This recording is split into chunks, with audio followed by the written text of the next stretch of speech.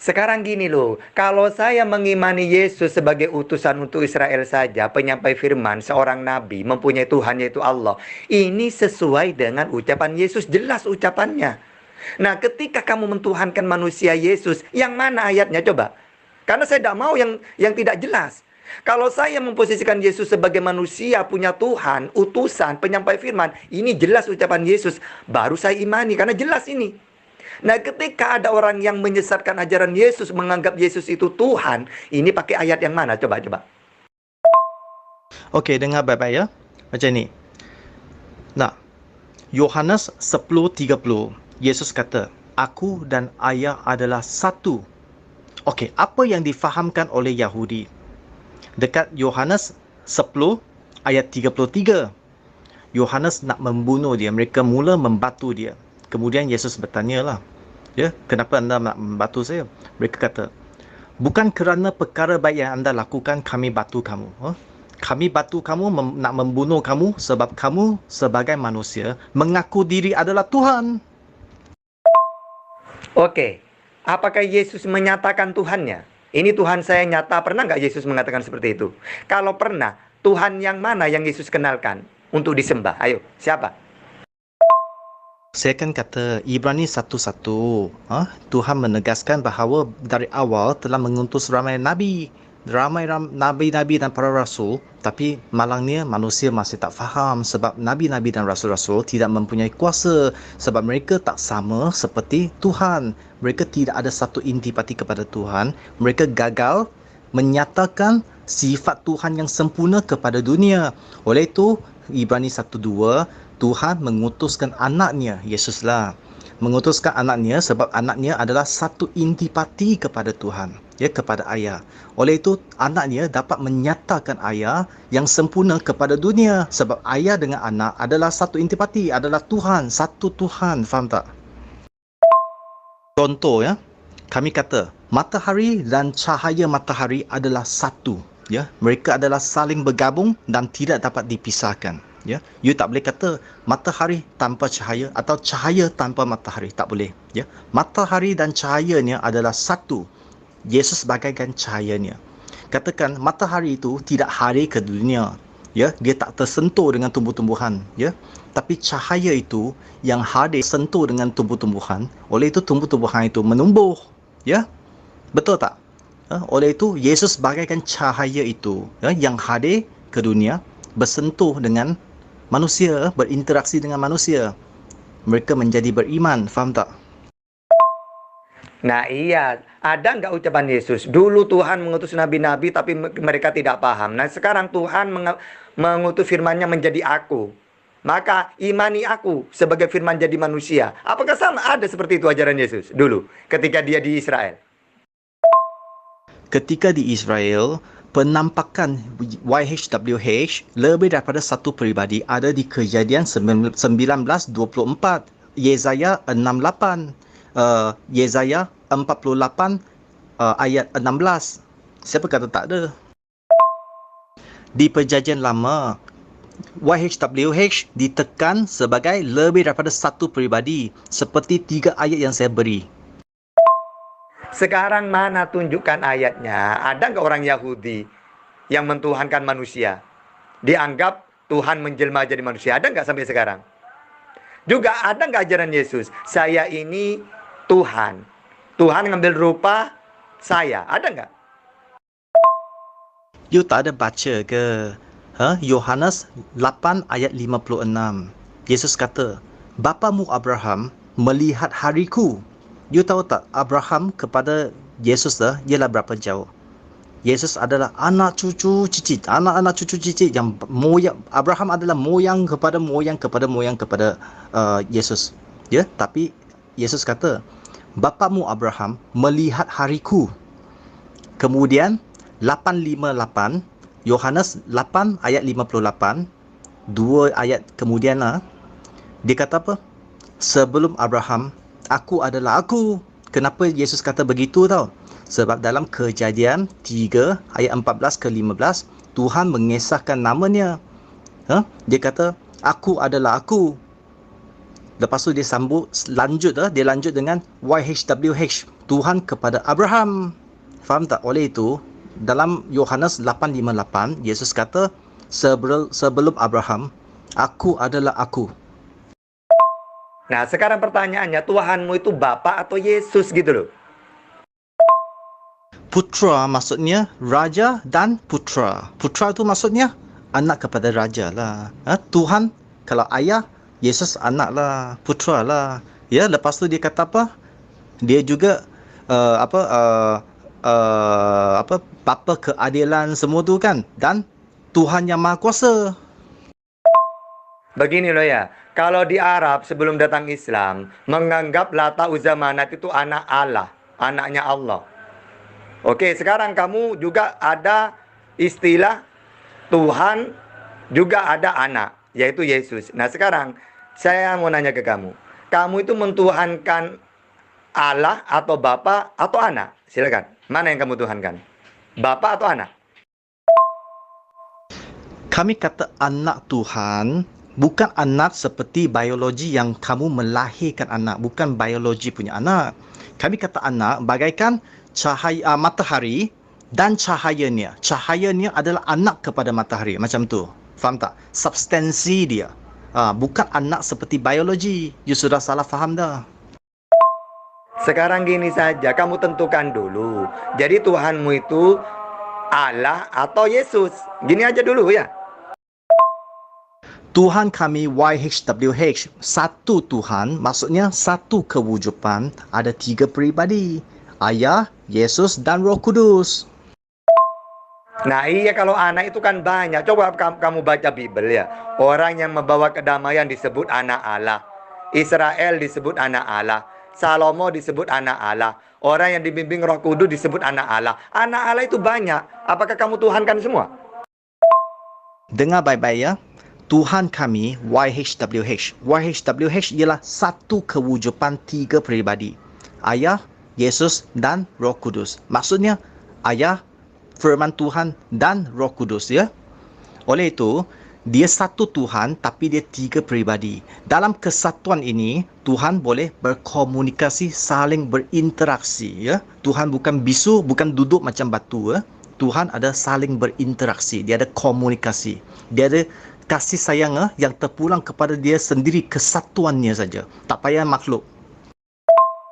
Oke, sekarang kalau memang Tuhan kamu itu seperti tiga pribadi, mana ucapan Yesus? Hai Israel, Tuhan kita, Tuhan Allah itu tiga pribadi, ada nggak? Oh, dia tak ada kata, ada tiga peribadi macam tu. Tapi penekanan Alkitab ada. Memang ada, banyak. Seperti yang saya katakan, seperti Kejadian 19 ayat 24, Yesaya 6 ayat 8, Yesaya 48 ayat 16 ya. Ini menekankan lebih daripada satu peribadi ya, tapi YHWH ya. Oleh itu, kemudian Ulangan 6:4, Shema Israel, Yehova Eloheinu, Yehova Echad ya. Dia kata, dengar Israel, Tuhan Yehova, Tuhan kami, Tuhan Yehova itu Esa. Okey? Okey, siapa itu Tuhan Yehova? Saya tunjuk kamu 1 Korintus 8:6 sebentar. Kalau tidak ada Tuhannya Yesus tiga pribadi, yang ada itu satu Esa, satu-satunya Allah yang benar. Lalu kenapa harus aku imani sesuatu yang tidak jelas? Padahal ucapan Yesus jelas. Mereka mengenal Engkau satu-satunya Allah. Inilah hidup yang kekal, kan gitu. Ya, terus, hai Israel, Tuhan kita, Tuhan Allah itu Esa, satu Esa. Nah ini kan jelas. Terus ngapain aku mengimani tiga pribadi yang tidak diucapkan oleh Yesus? Bodoh saya itu. Okey. Di 1 Korintus 8:6 sana dia berkata, ya, untuk kami hanya ada satu Tuhan, Ayah, dan segalanya dibentukkan oleh Dia dan diciptakan oleh Dia, dan kami berada di tangan Dia. Dan satu Tuhan Yehova Yeshua Mesia, dan segalanya adalah dibentukkan oleh Dia, dan kami juga berada di tangan Dia. Ya, faham tak? Dia menekankan anak seperti ayah. Ya, faham tak? Oleh itu adalah satu Tuhan. Okey, saya ulangi sekali ya. Dia kata Ulangan 6:4 kan? Ataupun Markus 12 ayat 29. Di sana kata, amalan yang utama harus ingat ya. Dengar Israel, Tuhan Yehova, Tuhan kami, Tuhan Yehova, itu Esa. Ulangan 6:4 dah. Shema Israel, Yehova Eloheinu, Yehova Echad. Ya. So dia bermaksud sama. Dengar Israel, Tuhan Yehova, Tuhan kami, Tuhan Yehova itu Esa. Oleh itu, apa itu maksud Esa? Esa tekankan dalam 1 Korintus 8:6, Yohanes 17:3 sama, ya. Untuk kami hanya ada satu Tuhan, iaitu Ayah, ya. Segala sesuatu dibentukkan oleh Dia dan kami berada di tangan Dia. Dan satu Tuhan Yehova Yeshua Mesia.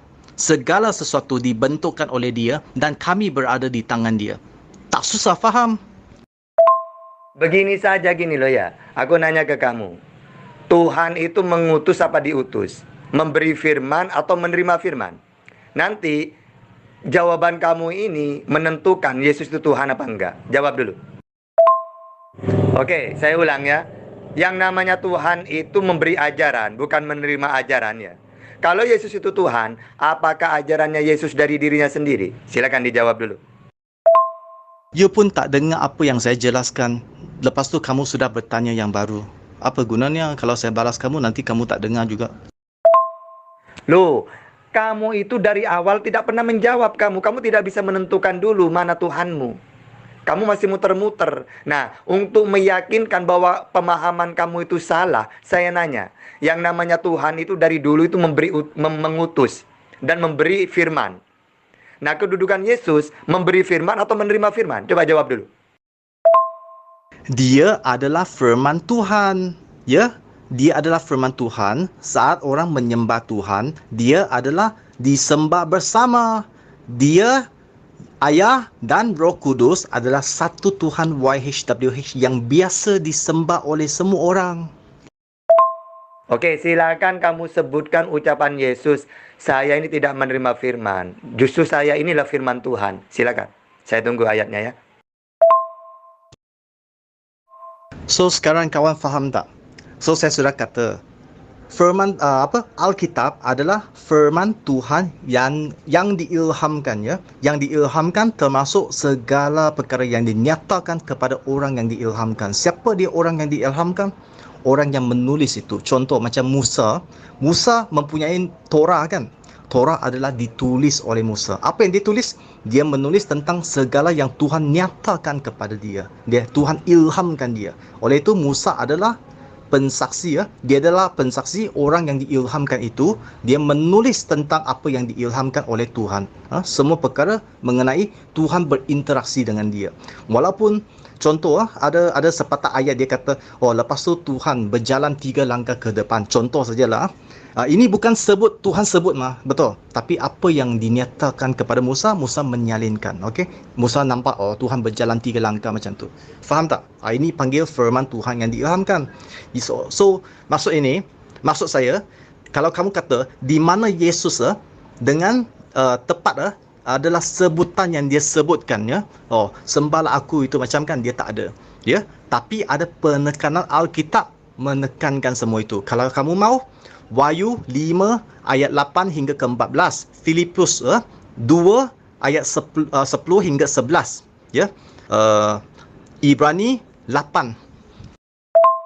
Oke, sekarang kalau firman Tuhan itu diilhamkan, Yesus itu segala firman yang kau sampaikan kepadaku. Jadi Yesus menerima ilham juga gitu. Dapat ilham dari Sekali lagi saya beri jelas lagi ya, ringkasan.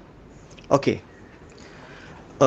Saat Yahudi nak membunuh Yesus, ya, Yesus kata, "Aku dan Ayah adalah satu." Yohanes 10:30 ya.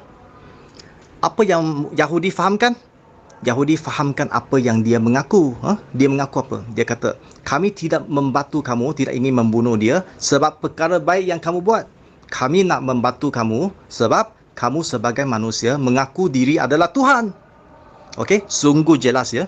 Mereka nak bunuh dia sebab Yesus mengaku adalah Tuhan. Aku dan Ayah adalah satu. Okey? Mereka tidak salah. Mereka tidak salah faham. Mereka sungguh jelas apa yang Yesus mengaku. Okey? So dalam ayat 8, Yohanes 8:56, Yesus kata, "Bapamu Abraham." melihat hariku, dia sungguh meriah. Ya. Saat bila Yesus boleh dipenampakkan kepada Abraham, oleh itu mereka bertanya, ya, kamu pun usia pun tak sampai 50. Kamu pernah lihat bapa kami yang moyang kepada moyang kami? You sudah rasuk hantu kah? Lepas tu Yesus kata, sesungguhnya aku kata kepadamu, sebelum Abraham, aku adalah aku. Kenapa? Sebab Keluaran 3 ayat 14 ke 15. Ya, saat Tuhan YHWH dia sampaikan kepada Musa. Dia kata, dengar, ini yang harus anda katakan kepada orang Israel. Ya, aku adalah aku. Lepas tu dia lanjutkan, Yahweh, YHWH. Ya, Tuhan Abraham. You faham tak? Tuhan Ishak, Tuhan Yakub, macam tu. Ini adalah namaku selama-lamanya. Oleh itu barulah Yesus kata, sebelum Abraham, aku adalah aku. Faham tak? So sudah sangat jelas lah. Kamu jangan memakai dalil aku dan Bapak satu. Itu bukan berarti Tuhan. Oke, kalau menurut Yahudi itu dianggap Yesus itu Tuhan. Yahudi, sehingga mereka juga harus dibunuh. Coba kamu baca Yohanes 14:20. Pada waktu itulah kamu akan tahu bahwa aku di dalam Bapakku dan kamu di dalam aku dan aku di dalam kamu. Coba. Jadi aku, Yesus dan mereka dan Bapa itu satu. Ya, agar mereka jadi satu. Ya. Nah, kan itu berarti Tuhanmu banyak. Berarti kalau kamu mengartikan aku dan Bapa satu dianggap Tuhan, karena mereka juga satu gitu loh. Makanya kamu itu tak ajarin Bible yang benar, biar kamu tidak mentuhankan manusia. Coba cari lagi ayat yang menurut kamu Yesus itu Tuhan. Biar akan saya ajarin yang benar nanti. Ayo. You tak boleh kata kami tuhankan manusia. Kalau you kata kami tuhankan manusia, you tahu tak apa kamu tuhankan? Kamu tuhankan buku fizikal. Sebab Al-Quran yang kamu percaya itu dikatakan adalah firman Allah. Tapi Al-Quran itu adalah buku dibuat oleh kilang. Ya, dia adalah dibuat oleh kulit binatang, kayu, kertas dan dakwat. You faham tak?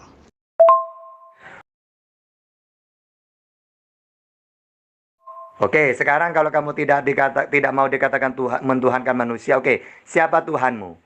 Manusia Yesus atau Allah yang dikenalkan oleh Yesus? Jawab dengan tegas dulu.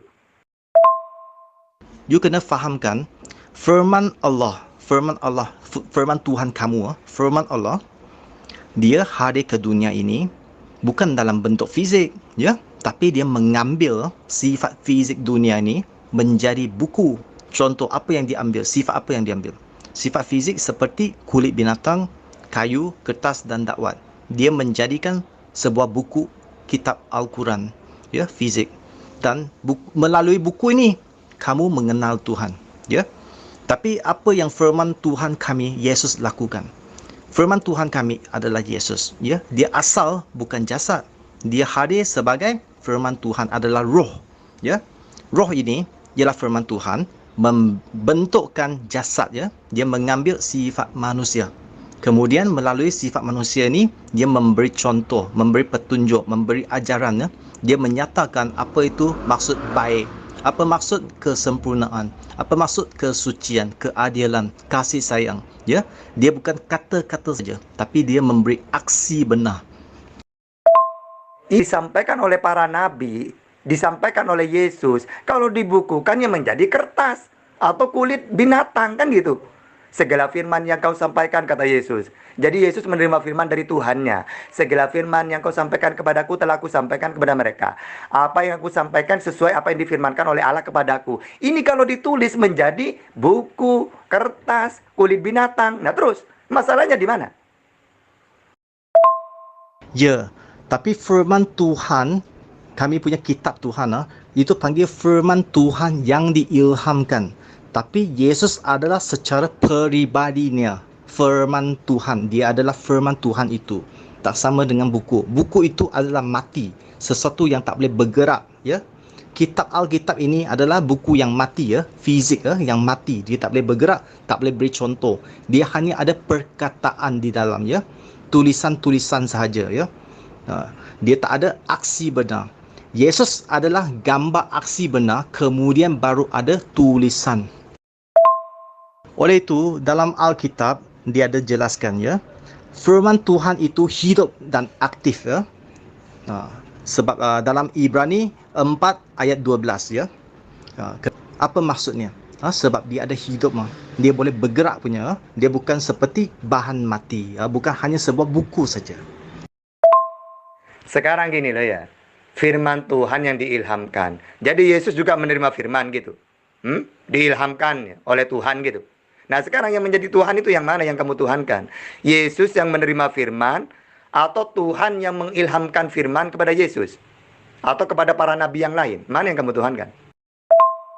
Oh, jadi firman Tuhan itu hidup. Jadi, Yesus menerima firman. Segala firman yang kau sampaikan kepadaku. Nabi Muhammad juga menerima firman. Wa ma yantiqu anil hawa in huwa yuha. Musa juga menerima firman ajaran, yaitu Taurat. Berarti Taurat, Al-Quran, Injil itu hidup gitu. Karena diterima oleh para nabi. Diterima Muhammad, Yesus, Musa gitu. Jadi firman Tuhan itu hidup yang diterima oleh nabi-nabi tiga ini, ya. Yesus tidak menerima firman. Dia adalah firman itu. Dia adalah peribadi firman itu. Asal dia adalah roh. Firman Tuhan itu roh. Faham tak? Tuhan itu roh, firman Tuhan itu roh, Roh Kudus juga roh. Ya. Tapi ada 3 peribadi yang berlainan ya. Ayah, firman Tuhan dan Roh Kudus ya. Firman Tuhan adalah Yesus. Yesus tidak menerima firman ya. Itu adalah Yesus asal adalah firman Tuhan. Faham tak? Firman itu yang saya katakan firman itu adalah satu oknum ya. Oknum itu adalah Yesus. Oleh itu, you tak harus kata Yesus sebagai firman Tuhan dan menerima firman. Bukan macam tu. Dia adalah oknum. Dia adalah oknum kepada peribadi itu, firman itu. Faham tak?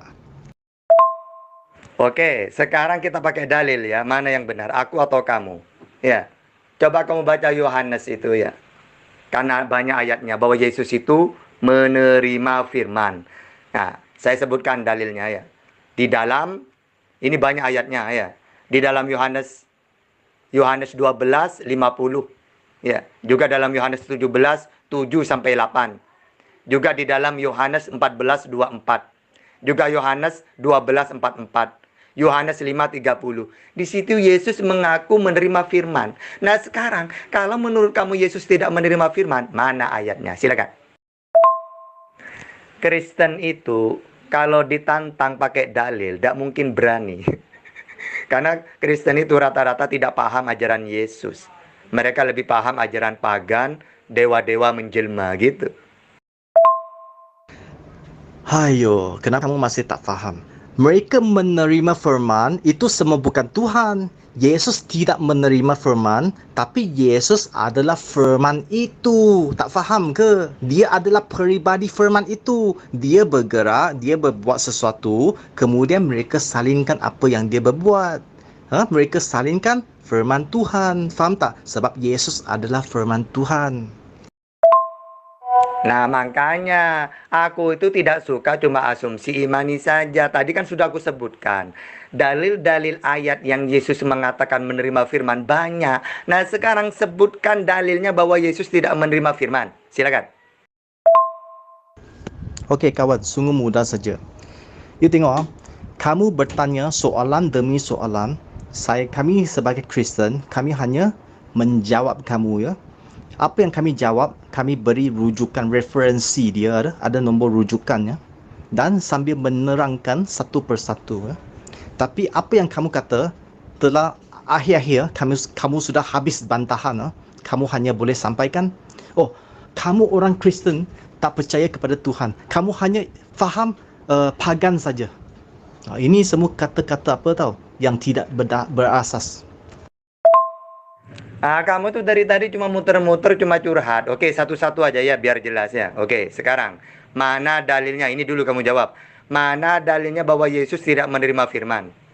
Tadi sudah aku sebutkan puluhan ayat bahwa Yesus menerima firman. Sekarang silakan jawab pakai dalil bahwa Yesus tidak menerima firman. Silakan, jangan muter-muter.